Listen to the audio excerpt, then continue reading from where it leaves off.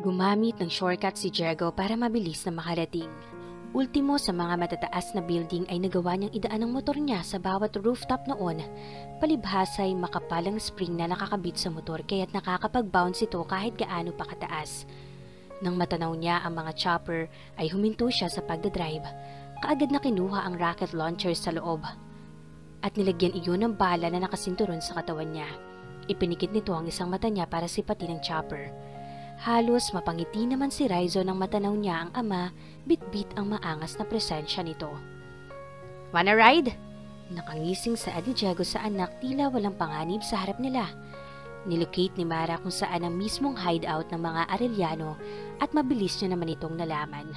Tulad ng ibinili ni Diego, ang lahat ng tauhan ng organisasyon nila ay tumungo para daluhan siya sa pagsugod na nais niya. Mga nagmula pa sa iba't ibang bansa. Hindi niya inaasahan na ganoon pala kalawak ang nasasakupan ng kanyang ama. Naroon na naman ang maangas na motor ni Diego. Nakasukbit sa likod niya ang napakalaking armas. Siya ang nasa unahan samantala nakakotse ang mga kasama niya. Sinimulan niyang padyakan ng motor at umandar nga ito. Nag-aagaw ang dilim at liwanag. Pinili nilang sumugod ng gabi upang mas madaling makapasok sa taguan ng kalaban. Lahat sila ay pawang iisa ang nais. Iyon ay ang magapi ang kaaway tulad ni Diego na walang ibang gusto, kundi ang mailigtas si Camille. Malayo ang pinaghantungan nila sa mga sasakyan nila. Sa dami nila ay hindi man lang sila nakagawa ng ingay palapit sa kampo ng kalaban. "Hindi magiging maganda ang palabas kung hindi masusurpresa ang mga manunood sa pagdating ko." Nakangising saad ni Diego. Inip na siyang makaharap ang mga traidor niyang kaibigan. Makapal at mataas na paderang bumungad sa kanila. Iisa lamang ang daan. Kinakailangan nilang pumindot ng pin para makapasok. Ngunit, ano ang pin na iyon? Ang isang tauhan ay tumalon sa pader para bumuelo. Sinipa nito ang CCTV pataas para doon bumaling ang kamera noon. Hindi nga naman nalaman na naroon sila sa labas. Matapos ay isa sa mga tauhan pa ang lumapit. Sa pindutan na nakakonekta sa pinto, naglabas siya ng maliit na bagay sa kabinuksan iyon. May ilang wire lang siyang pinutol matapos ay tumunog ito. Tumaas ang pinto.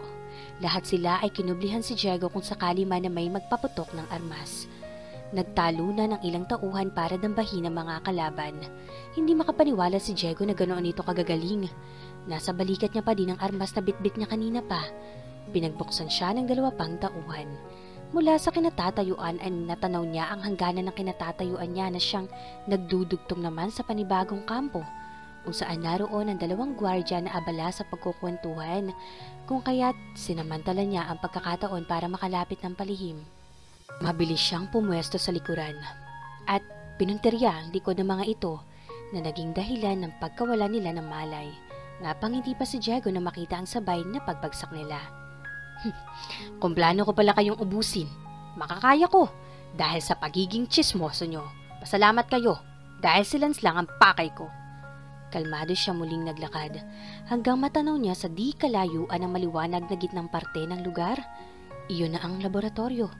Malawak ang espasyo na pinalilibutan ng mga taong naka-lab gown at sa gitna niyon ay naroon ang mga aparato kung saan may bilog na salamin. Naroon ang babae, nakaupo at tila hinang-hina. Medyo may kapayatan na din at maputla. Nang una ay nangunot ang noo niya dahil hindi niya iyon nakikilala. Ngunit kalauna ay napuno ng emosyon ang mata ni Diego. Tila dinudurog ang puso niya. Nagsimula nang pumatak ang luha niya. Nakaramdam siya ng matinding awa para sa babaeng pinakamamahal niya. Hindi niya inaasahan na matatanaw niya si Camille. Ang mata nito ay tila nabuhayan ngunit nagsimula na din pumatak ang luha ng babae. "Mga wala kayong puso!" Gigil na gigil si Diego. Ikinasa niya ang armas. Pinaulanan niya ang buong laboratorio ng bala. Ang lahat ay nagkagulong ngunit walang pakialam si Diego. "Lance! Lumabas ka! Makikita mo ang galit ko! Napakawala mong..." Matapos ay napansin ni Diego na tila nawawalan ng oxygen si Camille sa loob ng salaming bilog, kaya huminto siya. "What happened?" Tarantang saad niya. Inilinga niya ang mata niya. Natanaw niya ang isa sa mga tauhan ni Lance na nag-ooperate ng kung ano. May pinipindot iyon kaya agad niya iyong nilapitan. Camille, love! Alalang saad ni Diego. Natatanaw niya kung paano unti-unting mawalan ng hininga si Camille. Sinuntok niya ang salamin pero masyado iyong makapal. Ngunit tila walang pakialam si Diego kahit na nagkasugat na ang kamao niya. Camille! Come on! Huwag kang bibigay, please! Umiiyak na wika ni Diego. Maya-maya ay kusang bumukas ang salamin. Iyon ay dahil sa tauhan na siyang nagbukas kanina sa gate.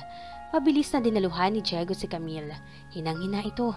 Tuyo ang mga labi, ngunit nagawa pa ding ngumiti. Camille! Awang-awa si Diego sa kalagayan nito. Wala siyang nagawa kundi yakapin si Camille, kasabay ng pag-iyak niya, hanggang sa mawalan ng malay ang dalaga. Magpahinga ka! Babalik ako! Mahal na mahal kita, love! Saad ng binata. Tumayo si Diego. Mula sa kinatatayuan niya ay tinalon niya ang ikalawang palapag. Nakapasan sa balikat niya ang armas habang nakapamulsa ang isang kamay niya. Hindi niya mailarawan kung takot ba o galit o gulat ang nakikita niya sa mukha ng bawat taong nakikita niya. Pero si Lance lang ang pakay niya. What do you think you are doing? Iyon pa lamang ang binibitaw niya ay halos manginig na si Lance na makita sila sa basement. Balak nitong tumakas. Binitiwan ni Diego ang armas na hawak niya saka nagmadali palapit kay Lance. Samantala puros atras ang nagawa ni Lance. Yumuko si Diego. Inaasahan na niya ang pagsugod ni Lance. May hawak itong matilos na bagay. Akmang lalapitan siya nito, mabuti na lamang at nakaiwas siya. Pero nadaplisan pa rin ang pisngi niya. Masyado mo akong pinasaya ngayon sa nakita kong sugat sa pisngi mo. Anang boses sa harap ni Diego. Tila nabaliw na si Lance. Nag-angat ng paningin mula si Diego na nagpabago ng husto sa itsura ni Lance. Nabura ang ngiti nito at nag-umpisang mangatog ng dahan-dahan ang mga tuhod niya. Don't stare at me like that. Your smile? Lalo mong pinag-iinit ang ulo ko. Sinabi iyon ni Diego nang walang kaganagana. Mabilis na umihip ang hangin sa mukha ni Lance kahit kulog naman ang lugar na yon. Napaatras na lamang siya ng mata na ang lapit nila ni Diego. Bakit mo yun ginawa? Lalong lumakas ang kaba ni Lance sa paraan kung paano magsalita si Diego. Akmang aatras siya ngunit huli na. Hinawakan ni Diego ang kwelyo niya, saka siya nagalit. Sinuntok ng binata. Tama na! Wika ni Lance na nakikiusap. Halos matulala sa kanya mga tauhan niya, kita ng mga ito ang galit niya. Diego! Tumigil lamang siya nang tawagin siya ni Camille. Nang bitiwan ni Diego si Lance ay bumagsak ito at hindi na nakabangon pa. Camille? Saad ko. Saka ko pa bahagyang inalog ang balikat niya, pero lalong dumagundong ang kaba ko nang mawalan siya ng malay. Nakadama ko na matinding kaba. Camille? Come on, love! Nanggilid ang mga luha ko at nagbadali na buhatin siya palabas ng lugar na yon. Hindi ko alintana ang mga sugat na natamo ko. Lalong tumulo ang luha ko nang hindi man lang siya dumilat. Natanaw ko na si Daddy, kasama ng mga tauhan ko. Malalaking hakbang ang pinakawalan ko. Daddy! Natatarantang saad ko. Daddy! Ulit ko pa. Halos mapaluhod ako nang makalapit sa kanila at gano'n na lang kabalis ang pag-agos ng luha ko. Daddy! Si Camille! Iligtas natin siya! Umiiyak na saad ko. Please! Dalhin natin siya sa ospital. Maawa ka sa akin! Tila nawalan ang lahat ng tapang ko. Niyakap ako ni Daddy at pilit na pinakalma. She'll be okay, so don't pressure yourself too much. Matapos ay lumapit siya kay Camille sa tinawag ang isa sa mga tauhan niya. Stop her heart beating for temporary. Utos ni Daddy sa isang tauhan. Tumango ito sa pinomp ang dibdib ni Camille ng isang beses. Huminto ang pag-agos ng dugo sa ilong niya. Kailangan na siyang madala sa ospital. 30 minuto lang ang itatagal ng first aid na ginawa ko, young master. Anito pa. Nataranta akong sumakay sa kotse at dinrive iyon. Madaming gamot ang natanggap ng katawan ni Camille. Kaunting minuto na lamang ay mag-iiba na ang takbo ng ugat sa batok niya. Ano kaya ang nangyari at huminto iyon? It's a miracle. Anang doktor. Naupo ako sa tabi niya. Nararamdaman ko ang pagod at pagbigat ng mata ko pero kailangan ko siyang bantayan. Alam mo ba? Gustong-gusto na kitang makita. Pero hindi naman sa ganitong paraan, Camille. Bahagyang pumiyok ang huling linya ko dahil muli ko naalala ang itsura niya kanina. Sa totoo lang, ayokong nalalayo ako sa'yo. Pakiramdam ko kasi ay palagi nasa panganib ang buhay mo. Noon, ayoko na mabuhay dahil ganito ang pag-ikot ng mundo ko. Palagi kong itinatago. Kay Daddy, palaging itinatakas dahil pinagbabantaan ang buhay ko. Pero mula nang dumating ka, nawala ang pangamba ko. Naging matapang ako dahil sa'yo, Camille. Napapikit ako ng mariin dahil sa sakit na nararamdaman ko. Pero kung dahil sa akin, ay palagi mong sasapitin ito, ano ang dahilan at kailangang mabuhay ako? Umagos ang luha ko matapos ay hinagkan ko ang likod ng palad niya. Magpahinga ka ng maayos. Mahal na mahal kita. Saad ko, saka ko dinampian ng halik ang noo niya. Ilang sandali pa ay kumatok sa pinto at pumasok si Ryzon. Nakapantulog pa ito.